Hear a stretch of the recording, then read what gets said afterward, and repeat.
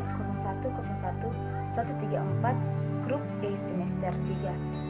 Tujuan saya membuat video ini untuk memenuhi mata kuliah PAK anak-anak.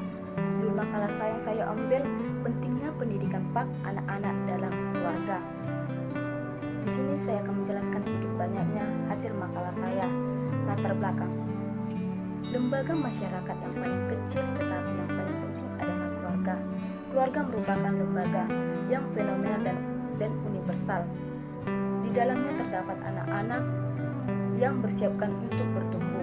Keluarga pertama kali diciptakan Allah adalah Adam dan Hawa yang tertulis dalam Kejadian 1 ayat 27 sampai 28. Kemudian keluarga Nuh, Abraham, keluarga Ishak dan Yakub menurunkan bangsa Israel.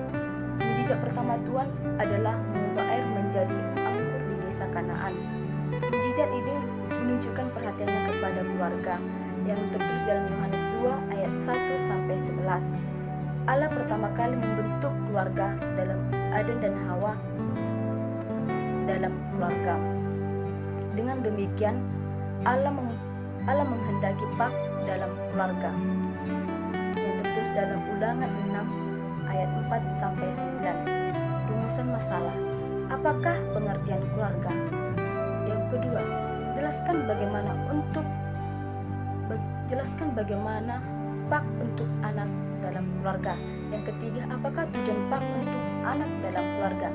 Yang keempat, bagaimana tanah tumbuh sikap religius anak dalam PAK. Yang kelima, jelaskan peran orang tua dalam keluarga. Yang keenam, bagaimana mobilitas anggota keluarga. Yang pertama, pengertian keluarga. Keluarga adalah lembaga pertama yang ditetapkan Allah di bumi. Allah mendirikan keluarga agar anak belajar dari orang tua. Sebelum membentuk jemaat dan sebelum ada pemerintah, Allah menabiskan pernikahan dan keluarga sebagai bangunan dasar masyarakat. Menurut Dr. Ken Kevin dalam bukunya, keluarga merupakan tempat untuk bertumbuh, menyangkut tubuh, akal budi, hubungan sosial, kasih, dan rohani. Keluarga juga merupakan pusat pengembangan semua aktivitas dalam keluarga. Setiap orang bebas mengembangkan sikap karunia-Nya masing-masing. Yang kedua, PAK anak-anak dalam keluarga. Sering orang berperan bahwa PAK adalah terutama tugas sekolah tanggung jawab gereja. Memang benar, gereja terlibat dalam pertumbuhan kehidupan iman anak-anak, tetapi sebenarnya PAK kepada anak-anak tidaklah kurang sebagai tugas keluarga. Pendidikan agama Kristen pada anak-anak adalah merupakan tugas mewariskan kerohanian kepada anak-anak supaya lebih dekat kepada Tuhan sebagai juru selamatnya. Di dalam Perjanjian Baru dikatakan bahwa anak-anak juga sangat memerlukan perhatian dan pembinaan dari orang tua. Pendidikan agama dalam keluarga merupakan dasar bagi seluruh pendidikan lainnya. Setiap keluarga harus mengajarkan dasar pendidikan yang benar. Sejak usia anak-anak harus diajarkan pentingnya agama. Ketika seseorang anak memiliki etika tentang agama, kebaikan yang diajarkan sangat penting. Pendidikan dan pengajaran telah dimulai sejak Allah menciptakan langit dan bumi dalam Kejadian 1 ayat 1. Peristiwa penciptaan ini merupakan salah satu dasar pendidikan bahwa dari Allah sendiri berpusat segala sesuatu termasuk pengetahuan. Allah menetapkan sebagai satu-satunya pusat kehidupan manusia sehingga mendidik dan melaksanakan untuk memperkenalkan sosok Allah. Selanjutnya, mandat untuk didik ini difirmankan Allah memperkenalkan sosoknya. Hal-hal yang terdapat pada pendidikan anak dalam keluarga yang pertama itu dilakukan secara non-formal. Pendidikan agama Kristen dalam konteks keluarga adalah tergolong pada pendidikan non-formal karena tidak memakai kurikulum pendidikan agama Kristen pada pendidikan non-formal. Kedua, pendidikan lewat contoh dan keteladanan. Pendidikan agama Kristen di tengah keluarga berhasil bukan saja melewati pengajaran formal, melainkan lewat keteladanan orang tua. Yang ketiga, melibatkan seluruh kehidupan. Kurikulum pendidikan agama Kristen dalam keluarga ialah kehidupan di tengah keluarga, di dalam dan di hadapan secara bersama-sama. Yang keempat, berjalan terus-menerus.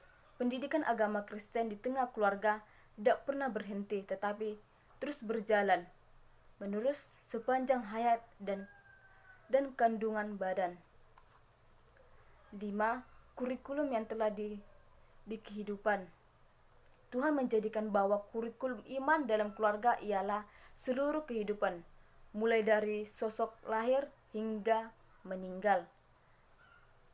Keenam, pendidikan lewat ibadah dan doa, praktek iman. Pendidikan agama Kristen dalam keluarga prakteknya adalah ketika ada persekutuan dalam keluarga dan ada ibadah. Yang ketiga, tujuan PAK untuk anak-anak dalam keluarga.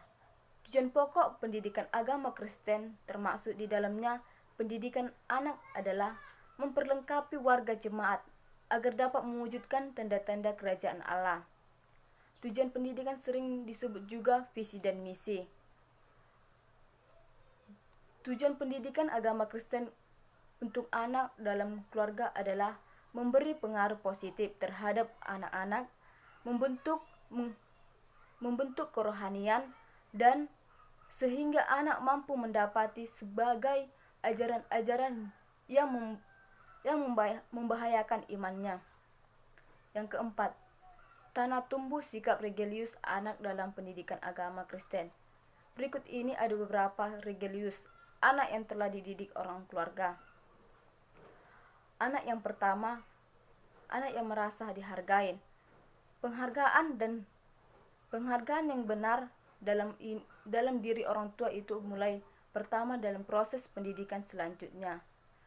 Kedua, kemampuan bertanggung jawab hal-hal sehari-hari dengan jelas dan singkat, bahwa dapat mengatakan bahwa pendidikan religius anak-anak bisa lain harus mulai dari orang tuanya. Yang ketiga, kemampuan untuk kagum dan bertanya. Si anak selalu berjalan dengan penghayatan selalu.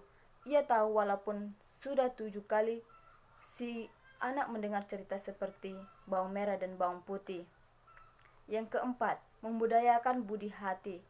Manusia religius bukan penghayal dan ingin lari dari realita, tetapi dia sadar dan tidak sadar mencari makna terbaik segala makna wadah yang dilihat. 5. Peran orang tua dalam keluarga. Tugas orang tua dalam keluarga mencakupi cara yang dasar, yaitu mula-mula orang tua dipanggil untuk menyatakan kasih Allah kepada anak-anaknya, dan itu dilakukan orang tua melalui teladan, pengajaran, tuntutan, dan berbagai bentuk ibadah keluarga. Orang tua harus memberikan contoh atau keteladanan yang baik bagi anak-anaknya, baik itu melalui sikap dan tindakan orang tua dalam kesehari-harian, sehingga dapat menjadi panutan yang baik terhadap anak-anaknya. Kedewasaan iman pun bukan merupakan suatu yang terjadi melalui satu proses alamiah, karena sebagian orang percaya yakin bahwa Roh Kuduslah yang telah bekerja di dalam kehidupan kita. Di dalam sehari-hari, yang paling dasar adalah mempersiapkan anak untuk bertumbuh dan berkembang dalam realis yang benar dan dengan Tuhan. Yang pertama, cinta dan kasih sayang. Yang kedua, anak-anak memerlukan peraturan. Yang ketiga, memenuhi kebutuhan anak. Yang keempat, memperhatikan pendidikan anak. Yang kelima, memahami kepribadian anak. Yang keenam, mengajar anak mengasihi Allah. Yang keenam, mobilitas anggota keluarga. Mobilitas anggota keluarga ini memiliki 6. Yang pertama itu realis suami istri atau sebagai ayah dan ibu. Realis yang kuat antara suami istri dan menjadi bekal bagi mereka untuk menyambut sosok yang baru dalam keluarga. Yang kedua, realis orang tua dengan baik. Realis kuat antara orang tua dan anak tidak diragukan lagi karena mendukung pertumbuhan anak dengan maksimal. 3. Realis keluarga dengan gereja. Keluarga tidak sendirian dalam menjalani tugas mendidik, mengasuh, dan bertumbuh bersama anak. Yang keempat, hubungan dengan saudara.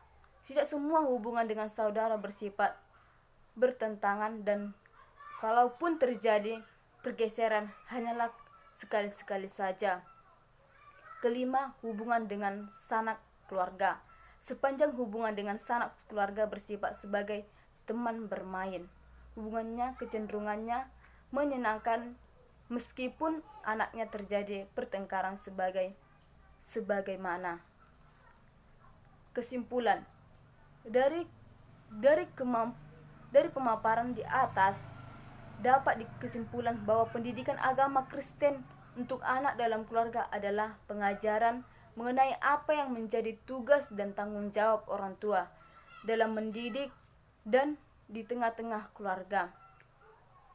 Anak dapat belajar dari orang sehingga kemudian hari anak sudah bertanam iman dari orang tua. Bab diteguh keluarga berhasil bukan hanya saja lewat pengajaran formal, melainkan keteladanan orang tua. Keteladanan adalah pendidikan iman yang paling efektif sepanjang masa.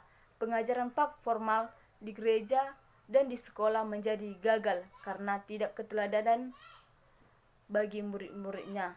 Yesus berkata kepada murid-muridnya, "Ikutlah aku." Dalam keluarga haruslah berbisikan keteladanan dari orang tua pada anak-anaknya sehingga keluarga hidup dan harmonis. Terima kasih. Shalom.